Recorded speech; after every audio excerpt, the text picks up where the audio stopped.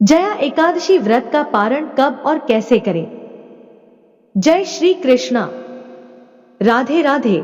श्रोताओं, आप सभी का दिन शुभ और मंगलमय हो। जया एकादशी का व्रत केवल उपवास नहीं है, बल्कि आत्मशुद्धि और भगवत प्रेम का एक माध्यम है। जब हम सच्चे मन से भगवान का स्मरण करते हैं और धर्म के अनुसार आचरण करते हैं, तब यह व्रत हमें मोक्ष की ओर अग्रसर करता है। इसलिए श्रद्धा, भक्ति और नियमों का पालन करके व्रत का समापन करना चाहिए, यानी कि व्रत का पारण करना चाहिए और भगवान विष्णु की कृपा प्राप्त करनी चाहिए। जया एकादशी का व्रत न केवल पुण्यदायी है, बल्कि समस्त पापों का नाश करने वाला भी है। इस दिन जो भक्त सच्चे मन से उपवास रखते हैं, उन्हें व्रत का पूर्ण फल तभी मिलता है जब सही विधि से व्रत का पारण किया जाए। सही विधि और शुभ मुहूर्त में व्रत का पारण करना अति आवश्यक होता है। एकादशी व्रत पारण से पहले के नियम। व्रत खोलने से पहले, पारण करने से पहले कुछ विशेष नियमों का पालन करना आवश्यक होता है, ताकि व्रत का संपूर्ण फल प्राप्त हो सके। ये नियम इस प्रकार हैं। 1.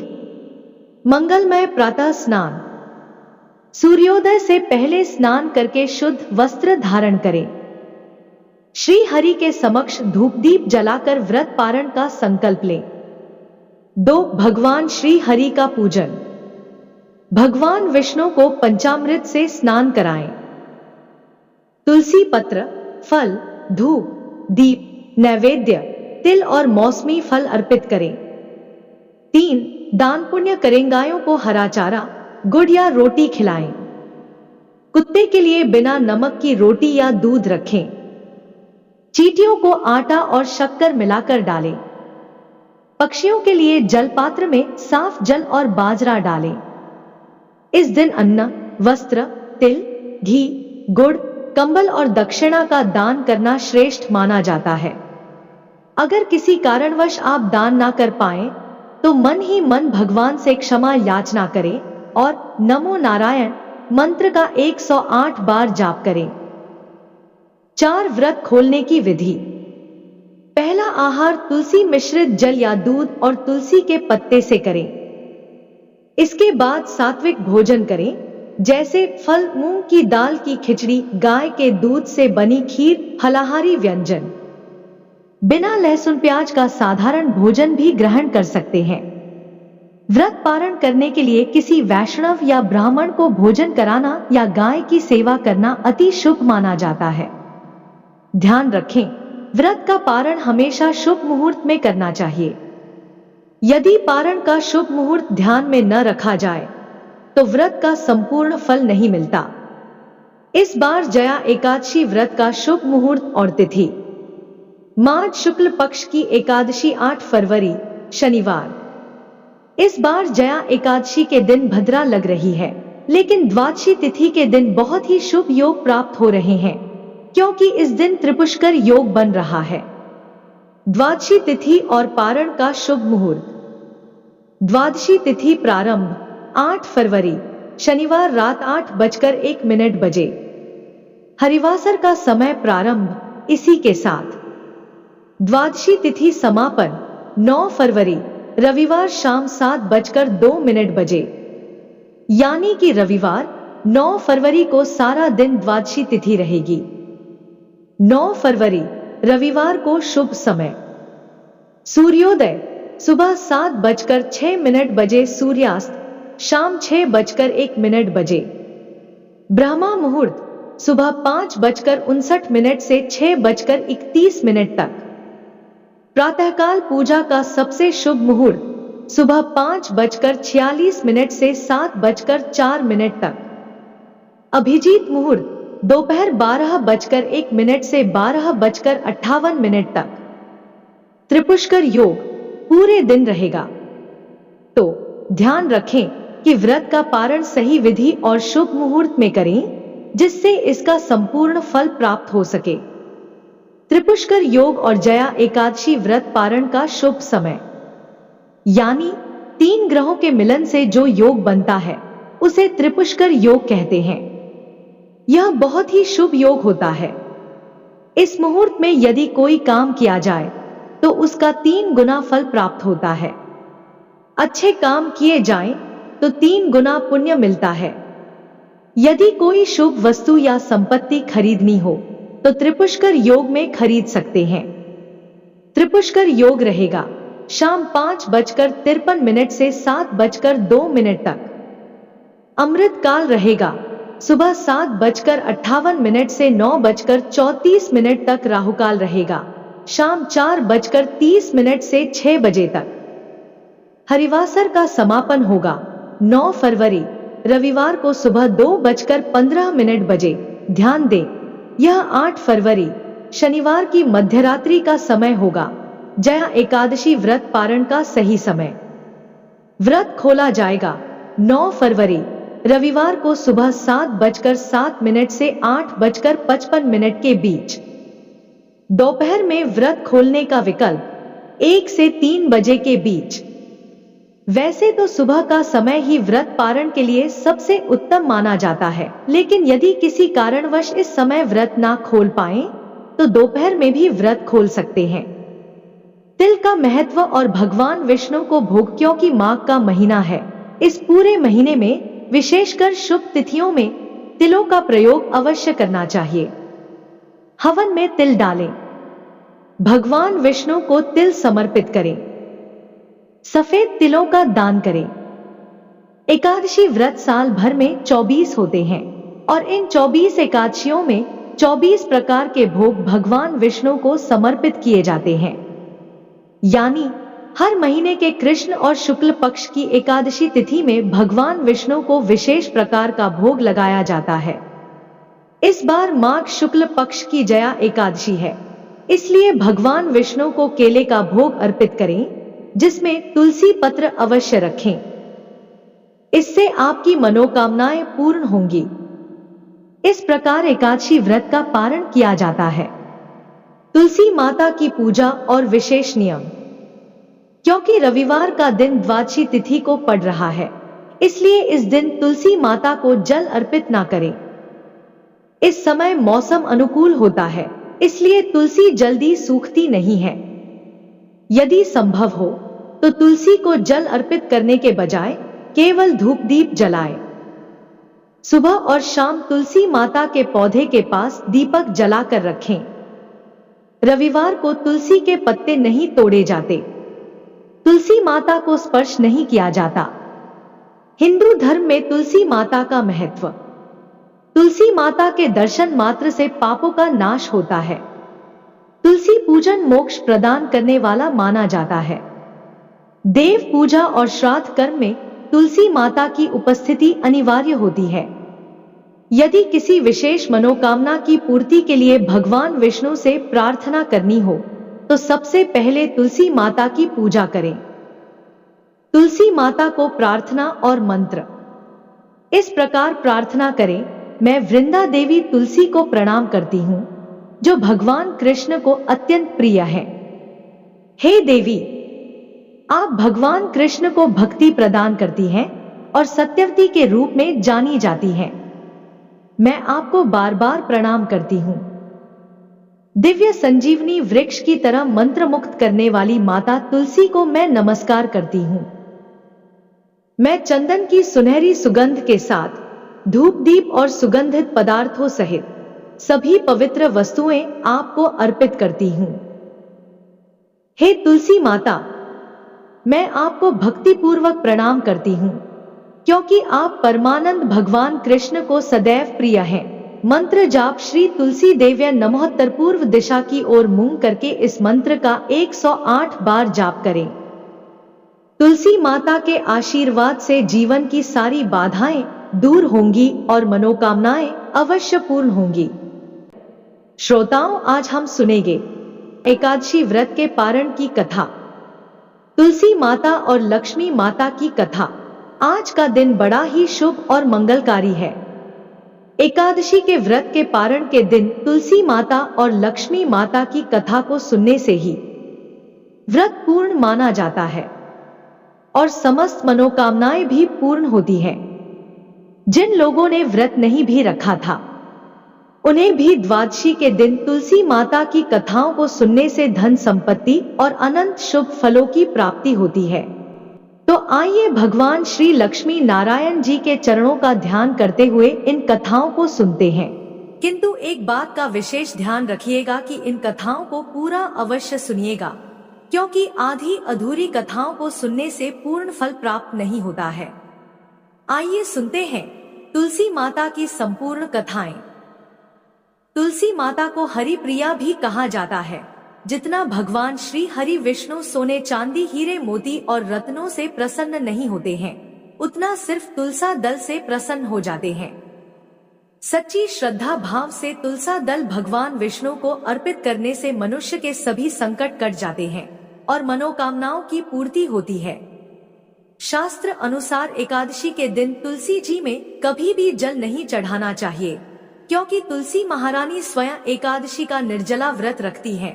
लेकिन द्वादशी के दिन व्रत के पारण के समय तुलसी माता को जल अवश्य चढ़ाना चाहिए और पूरे विधि विधान से पूजा पाठ करके उनकी कथाओं को सुनकर ही अपना व्रत खोले। अब आइए श्रवण करते हैं तुलसी माता की कथा। इस कथा को सुनने से एकादशी के व्रत का संपूर्ण फल मिल जाता है। तो आइए प्रसन्न चित्त मन से इस कथा को सुनते हैं। सावरणी मुनि की पुत्री तुलसी अपूर्व सुंदरी थी। उनकी इच्छा थी कि उनका विवाह भगवान नारायण के साथ हो।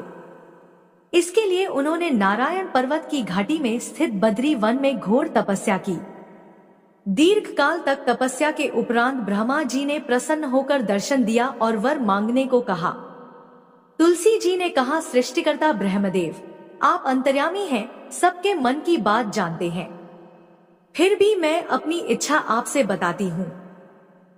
मैं चाहती हूँ कि भगवान श्री नारायण मुझे पति रूप में मिले। ब्रह्मा जी ने कहा, तुम्हारा अभीष्ट तुम्हें अवश्य मिलेगा। अपने पूर्व जन्म में किसी अपराध के कारण तुम्हें श्राप मिला है। इसी प्रकार भगवान श्री नारायण के एक पार्षद को भी दानव कुल में जन्म लेने का श्राप मिला है। दानव कुल में जन्म लेने के बाद भी उसमें नारायण का अंश विद्यमान रहेगा। इसलिए इस जन्म में पूर्व जन्म के पाप के शमन के लिए संपूर्ण नारायण तो नहीं मिलेंगे, लेकिन नारायण के अंश से युक्त दानव कुल में जन्मे उस श्राप ग्रस्त पार्षद से तुम्हारा विवाह होगा। श्राप मुक्त होने पर भगवान श्री नारायण सदा सर्वदा के लिए तुम्हारे पति हो जाएंगे। तुलसी ने ब्रह्मा जी के इस वर को स्वीकार किया, क्योंकि मानव कुल में जन्म के कारण उस मायावी भोग को तो भोगना ही था। तुलसी बद्री वन में ही रहने लगी। नारायण का वह पार्षद दानव कुल में जलंधर के नाम से पैदा हुआ था। कुछ दिनों बाद वह भ्रमण करता हुआ बद्री वन में आया। यहाँ तुलसी को देखते ही वह उन पर मंत्र मुग्ध हो गया। तुलसी के सामने उसने अपने विवाह का प्रस्ताव रखा। इतने में ही वहाँ ब्रह्मा जी आ गए और तुलसी से कहा, तुलसी, जलंधर को देखो, कैसा देवोपम उसका स्वरूप है। दानव कुल में जन्म लेने के बाद भी लगता है जैसे इसके शरीर में नारायण का वास हो। तुम प्रस्ताव को सहर्ष स्वीकार कर लो। तुलसी को भी लगा कि उसकी तपस्या पूर्ण हुई और उसे इच्छित फल मिला है।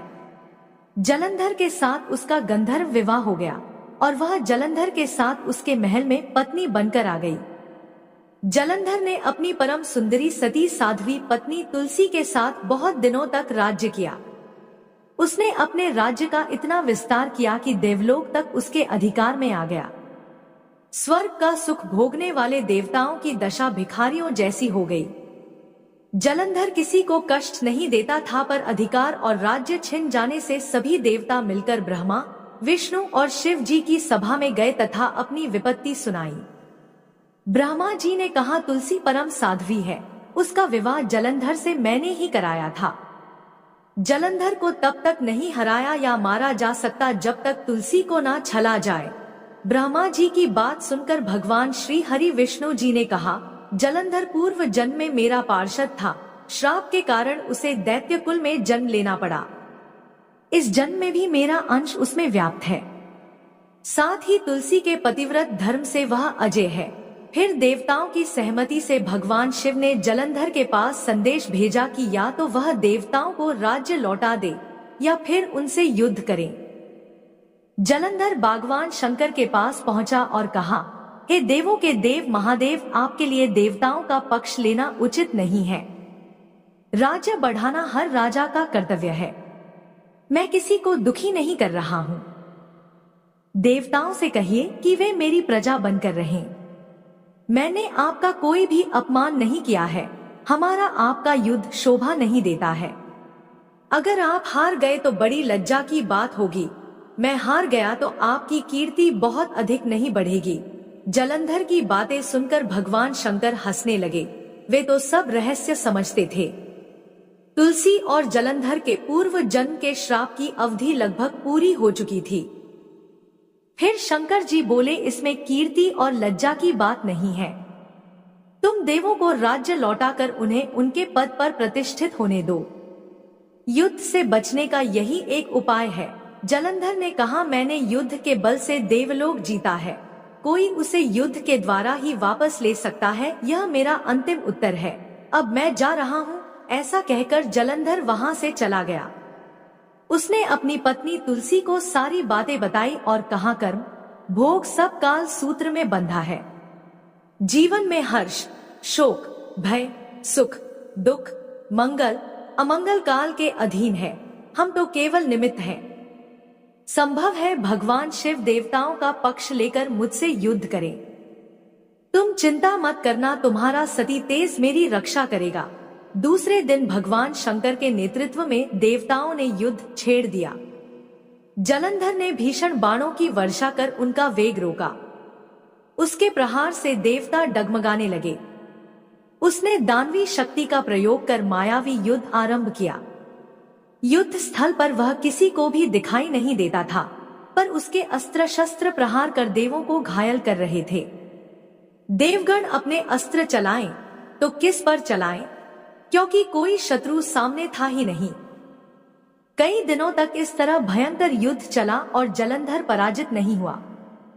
तब शिवजी ने विष्णु से कहा, विष्णु कुछ तो उपाय करो, अन्यथा मेरा तो सारा यश मिट्टी में मिल जाएगा। विष्णु जी ने सोचा, बल से तो जलंधर को हराया नहीं जा सकता, इसलिए छल का ही सहारा लेना पड़ेगा। उन्होंने तुरंत अपना स्वरूप जलंधर जैसा बनाया और अस्त्र शस्त्र से सुसज्जित हो तुलसी जी के पास पहुंच गए। बोले, प्रिय मैं युद्ध जीत गया। सारे देवता भगवान शंकर समेत हार गए। इस खुशी में आओ मैं तुम्हें अपने अंग से लगा लूं। पति को प्रत्यक्ष खड़ा देख तथा विजय का समाचार सुन वह दौड़कर मायावी जलंधर के गले से लिपट गई। इस प्रकार पति पत्नी दोनों ने आलिंगन कर बहुत खुशी मनाई, पर पुरुष के साथ इस प्रकार के व्यवहार से उसका सती तेज नष्ट हो गया। उसका सती तेज जो जलंधर की कवच के रूप में रक्षा कर रहा था, वह कवच नष्ट हो गया। जलंधर शक्तिहीन हो गया। यह जानते ही भगवान शंकर ने अपने त्रिशूल से प्रहार किया। त्रिशूल के लगते ही जलंधर जलकर भस्म हो गया। जलंधर के मरने की बात को जानकर भगवान विष्णु अपने असली रूप में आ गए। सामने अपने पति जलंधर के स्थान पर भगवान विष्णु को खड़ा देख तुलसी बहुत विस्मित हुई। उसे पता लग गया कि स्वयं नारायण ने उसके साथ छल किया है। क्रोध में आकर तुलसी जी भगवान विष्णु को श्राप देते हुए कहने लगी, एक सती स्त्री का सतीत्व भंग करने के अपराध में तुम हृदयहीन पत्थर हो जाओ। विष्णु जी ने तुलसी के श्राप को शिरोधार्य कर कहा, देवी तुम्हारे तथा जलंधर के कल्याण के लिए मुझे ऐसा करना पड़ा। तुम दोनों को श्राप मुक्त करना था। तुम भी अब अपना शरीर त्याग कर तुलसी बिरवा के रूप में जन्म लोगी और मेरी पूजा तुलसी दल से होगी। मैं शालिग्राम पत्थर बनूंगा और मेरे शीश पर तुम आदर से विराजमान होगी। तुम्हारे पति की हड्डियों के चूर्ण से शंख की उत्पत्ति होगी। उस शंख ध्वनि से देवताओं तथा मेरी पूजा आराधना होगी। जहां शंख ध्वनि होगी वहां मंगल में मैं विराजमान रहूंगा।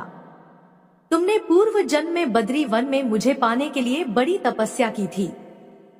अब अगले जन्म में मैं नारायण प्रस्तर के रूप में बद्रीनाथ वन में स्थापित होऊंगा और मेरी पूजा अर्चना फल फूल से ना होकर तुम्हारी तुलसी दल से होगी। मेरे शीश पर विराजमान होकर तुम मुझसे भी ऊंचा पद प्राप्त करोगी। बोलिए श्री लक्ष्मी नारायण भगवान की जय। बोलिए श्री तुलसी शालिग्राम जी की जय। मार्गशीर्ष मास के गुरुवार को महालक्ष्मी जी का व्रत रखा जाता है, उनकी पूजा की जाती है और व्रत की कथा पढ़ी अथवा सुनी जाती है। इस व्रत को करने से माता महालक्ष्मी प्रसन्न होती हैं तथा सुख शांति और धन संपत्ति प्रदान करती हैं। जो भी भक्त महालक्ष्मी जी का व्रत न भी करें तो उन्हें व्रत की कथा अवश्य ही सुननी चाहिए। श्री महालक्ष्मी माता के अनेक रूप तथा नाम हैं। भूतल में वे छाया, शक्ति, तृष्णा, शांति, जाति, लज्जा, श्रद्धा, कांति, वृत्ति, स्मृति, दया, तुष्टि, माता अधिष्ठात्री एवं लक्ष्मी के रूप में स्थित है। हम उन्हें प्रणाम करते हैं। कैलाश पर्वत पर पार्वती, क्षीर सागर में सिंधु कन्या, स्वर्ग लोक में महालक्ष्मी, भूलोक में लक्ष्मी, ब्रह्मा लोक में सावित्री, ग्वालों में राधिका, वृंदावन में रासे, शबरी केतकी वन में सुशीला, राजप्रसाद में राजलक्ष्मी और घर घर में गृह लक्ष्मी इन विभिन्न नामों से पहचानी जाती है। महालक्ष्मी जी की पूजा ब्रह्मा मुहूर्त में की जाती है और उन्हें विभिन्न व्यंजनों का भोग भी लगाया जाता है। महालक्ष्मी व्रत की पहली पौराणिक कथा के अनुसार भारतवर्ष के सौराष्ट्र देश में द्वापर युग के समय भद्रश्रवा नाम के राजा थे। वे बड़े पराक्रमी राजा थे। 4 वेद, 6 शास्त्र, 18 पुराणों का उन्हें ज्ञान था। उनकी रानी का नाम सुरत चंद्रिका था। रानी दिखने में सुंदर और सुलक्षणा तथा पतिव्रता थी। उन दोनों को 7 पुत्र तथा उसके बाद एक कन्या का वरदान मिला था। कन्या का नाम श्यामबाला था। एक बार महालक्ष्मी जी के मन में आया कि जाकर उस राजा की राजप्रसाद में रहें। इससे राजा को दुगने धन और दौलत की प्राप्ति होगी और वह इस धन दौलत से अपनी प्रजा को और सुख दे पाएगा। गरीब के घर अगर महालक्ष्मी जी रहें और उसे धन दौलत प्राप्त हो तो वह स्वार्थी की तरह केवल अपने ऊपर ही खर्च करेगा। यह सोचकर श्री महालक्ष्मी जी ने बूढ़ी ब्राह्मण स्त्री का रूप धारण किया। हाथ में लाठी लिए लाठी के सहारे रानी के द्वार पर पहुंची। यद्यपि उन्होंने बूढ़ी औरत का रूप धारण किया था पर उनके चेहरे पर देवी का तेज था। उन्हें देखते ही एक दासी सामने आई। उसने इनका नाम, धाम, काम और धर्म पूछा। वृद्ध ब्राह्मणी का रूप धारण करके माता लक्ष्मी ने कहा, बालिके मेरा नाम कमला है, मेरे पति का नाम भुवनेश है, हम हरिद्वार में रहते हैं। तुम्हारी रानी पिछले जन्म में एक वैश्य की पत्नी थी। वह वैश्य गरीब था और दारिद्र्य के कारण हर रोज घर में झगड़े होते थे तथा उसका पति रोज उसे मारता था। इन बातों से तंग आकर वह घर छोड़कर चली गई तथा वन और जंगल में खाली पेट भटकने लगी। उसकी इस दुर्दशा पर मुझे दया आ गई। तब मैंने उसे सुख संपत्ति देने वाली श्री महालक्ष्मी जी की कथा सुनाई। मेरे कहने पर उसने श्री महालक्ष्मी का व्रत किया और श्री महालक्ष्मी प्रसन्न हुई। उसकी गरीबी दूर हो गई। उसका घर और संसार दौलत, संतति और संपत्ति से भर गया। बाद में पति पत्नी दोनों परलोक को सिधार गए। लक्ष्मी जी का व्रत करने के कारण वे लक्ष्मी लोक में रहे। उन्होंने जितने साल महालक्ष्मी जी का व्रत किया उतने हजारों साल उन्हें सुख भोग मिला। इस जन्म में उसका जन्म राजघराने में हुआ है, परंतु वह श्री महालक्ष्मी का व्रत करना भूल गई है। उसे यह याद दिलाने के लिए मैं यहाँ आई हूँ। बुढ़िया की बातें सुनकर दासी ने उन्हें प्रणाम किया तथा श्री महालक्ष्मी का व्रत किस तरह किया जाए इसके बारे में पूछा। तो बुढ़िया रूप धारण किए हुए श्री महालक्ष्मी माता ने दासी को पूजा की विधि तथा महिमा बताई। इसके बाद वह दासी माता को प्रणाम करके रानी को यह बात बताने अंदर चली गई। राज वैभव में रहते हुए रानी को अपने ऐश्वर्य का बहुत घमंड हो गया था। संपत्ति और अधिकार की वजह से वह उन्मत्त हो गई थी। दासी के द्वारा बताई गई बुढ़िया की बातें सुनकर वह आग बबूला होकर राजद्वार पर आकर बुढ़िया रूपी श्री महालक्ष्मी पर बरस पड़ी। उसे यह मालूम नहीं था कि श्री महालक्ष्मी माता बुढ़िया का रूप धारण किए द्वार पर आई है। परंतु रानी का इस कदर रूखा बर्ताव तथा अपना अनादर देखकर माता ने वहां ठहरना ठीक नहीं समझा और वे वहां से चल पड़ी। राह में उन्हें राजकुमारी श्यामबाला मिली। उन्होंने श्यामबाला को सारी बात बताई। श्यामबाला ने अपनी ओर से श्री महालक्ष्मी माता से क्षमा मांगी। माता को उस पर दया आई और उन्होंने श्यामबाला को श्री महालक्ष्मी व्रत के बारे में बताया। उस दिन अघन मास यानी मार्गशीर्ष मास का पहला गुरुवार था। श्यामबाला ने परम श्रद्धा से श्री महालक्ष्मी जी का व्रत रखा। फलस्वरूप राजा सिद्धेश्वर के पुत्र से उसका विवाह हुआ। वह धन दौलत, ऐश्वर्य और वैभव से मालामाल हो गई। पति के साथ ससुराल में आनंद से दिन बिताने लगी। इधर श्री महालक्ष्मी का रानी पर प्रकोप हुआ। फलस्वरूप राजा भद्रश्रवा का राज्य एवं राज कारोबार नष्ट हो गया, यहाँ तक कि खाने के लाले पड़ गए। ऐसी हालत में एक दिन रानी ने राजा से निवेदन किया कि हमारा दामाद इतना बड़ा राजा है, धनवान है, ऐश्वर्यशाली है, क्यों न उसके पास जाएं, अपना हाल उसे बताएं, वह जरूर हमारी मदद करेगा।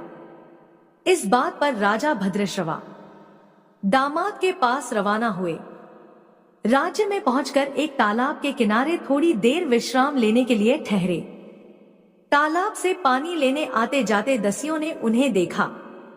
उन्होंने विनम्रता से उनकी पूछताछ की। जब उन्हें यह मालूम हुआ कि वे रानी श्यामबाला के पिता है, तो दौड़ते हुए जाकर उन्होंने रानी को सारी बात बताई। रानी ने दासी के हाथ राज परिधान भेजकर बड़े ठाट से उनका स्वागत तथा आदर सत्कार किया, खान पान करवाया। जब वे लौटने लगे तो सोने की मोहरों से भरा घड़ा दिया। राजा भद्रश्रवा जब वापस लौटे तो उन्हें देखकर रानी सूरत चंद्रिका बहुत खुश हुई।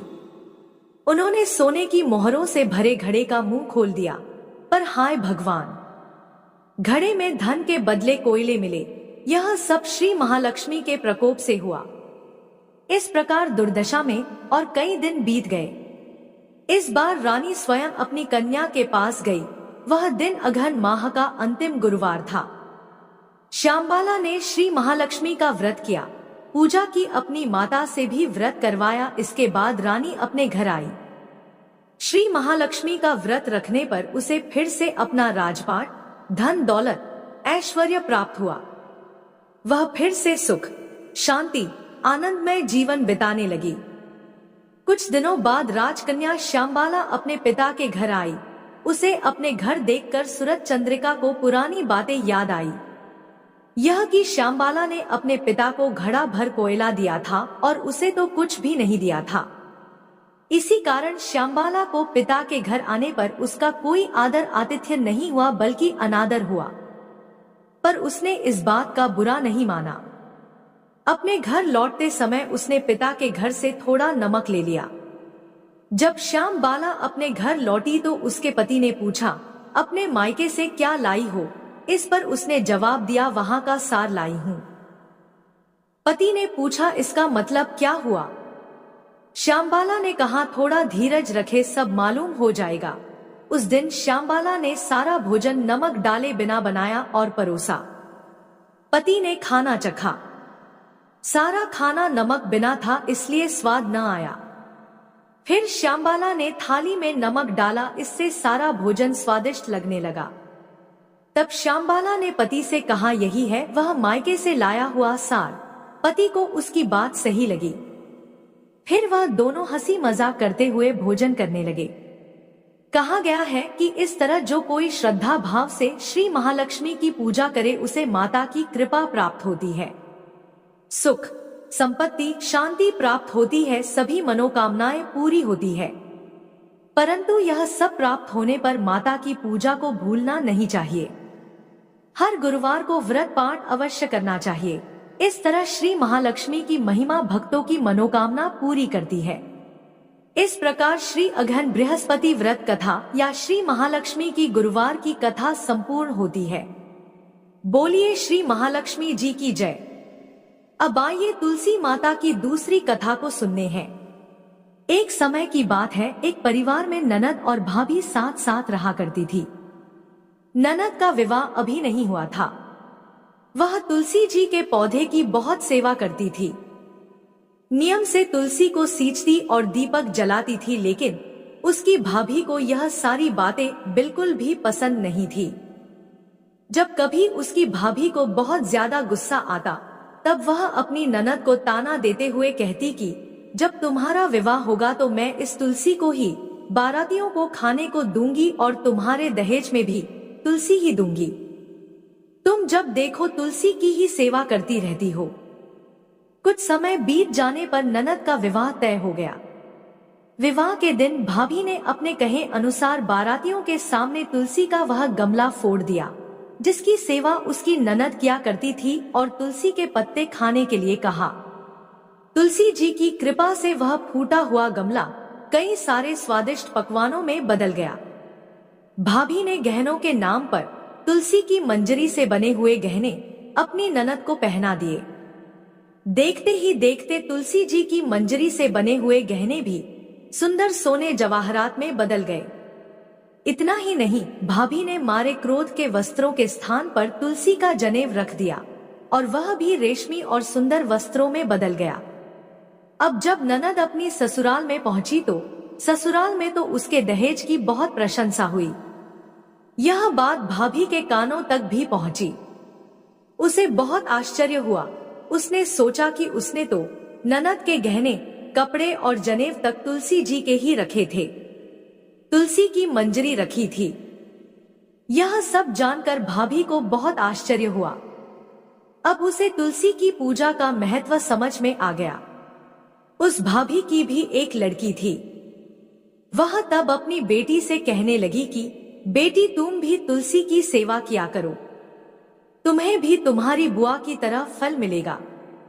वह जबरदस्ती अपनी बेटी से तुलसी की सेवा करने को कहा करती, लेकिन लड़की का मन तो तुलसी की सेवा में लगता ही नहीं था। धीरे धीरे समय बीता, भाभी की लड़की बड़ी हो गई। अब उसके विवाह का समय आ गया। तब भाभी सोचने लगी कि जैसा व्यवहार मैंने अपनी ननद के साथ किया था वैसे ही अब मैं अपनी बेटी के साथ भी करूंगी तो यह भी गहनों से लद जाएगी और बारातियों को भी खाने में तरह तरह के पकवान मिलेंगे और ससुराल में भी इसे बहुत मान सम्मान मिलेगा। यही सोचकर भाभी बारातियों के सामने तुलसी का गमला फोड़ देती है, लेकिन इस बार गमले की मिट्टी मिट्टी ही रहती है। मंजरी और पत्ते भी अपने ही रूप में रहते हैं। जनेव ने भी अपना रूप नहीं बदला और जब भाभी ने सभी बारातियों को खाने में तुलसी के पत्ते दिए तो यह देखकर सभी लोग और बाराती भी भाभी की बुराई करने लगे। भाभी ने लालच में आकर अपनी बेटी के दहेज में भी तुलसी के पत्ते और मंजरी आदि रख दिए थे। जब बेटी अपनी ससुराल पहुंची तो वहां पर भी उसकी बुराई ही हुई।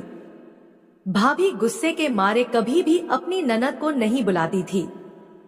एक दिन भाई ने सोचा कि मेरी पत्नी तो मेरी बहन को बुलाती नहीं है, क्यों ना मैं ही अपनी बहन से मिलकर आऊं। यह सोचकर उसने अपनी पत्नी से कहा और कुछ उपहार अपनी बहन के लिए ले जाने की बात कही तो भाभी ने थैले में ज्वार भरकर कह दिया कि यह लो और कुछ नहीं है, तुम यही लेकर जाओ। तब भाई बहुत दुखी मन से अपनी बहन के पास चल दिया। रास्ते में वह सोचता रहा कि कोई भाई भला अपनी बहन के घर ज्वार कैसे लेकर जा सकता है। यही सोचकर वह गौशाला के पास रुक गया और ज्वार का वह थैला उसने एक गाय के सामने पलट दिया। तभी एक ग्वाले ने यह सब देख लिया। तब ग्वाले ने आकर भाई से कहा कि अरे आप गाय के सामने यह हीरे मोती और सोना क्यों डाल रहे हो, इसे तो घास डालनी होती है। तब भाई ने देखा तो वह हैरान रह गया। फिर भाई ने ग्वाले को सारी बात बताई और धन लेकर खुशी खुशी अपनी बहन के घर चल दिया। दोनों भाई बहन एक दूसरे को देखकर बहुत प्रसन्न हो गए। तब बहन ने तुलसी माता से सच्चे मन से प्रार्थना की कि उसकी भाभी को सद्बुद्धि प्राप्त हो जाए और तुलसी माता की कृपा से उनके घर में सुख समृद्धि और धन के भंडार भर जाए। तब कुछ दिनों के बाद देखते ही देखते भाभी का मन बदल गया और वह अपनी ननद को बहुत मान सम्मान देने लगी और अब वह भी सच्चे मन से तुलसी जी की सेवा करने लगी। तुलसी माता की कृपा से उनके घर में सुख समृद्धि के भंडार भर गए।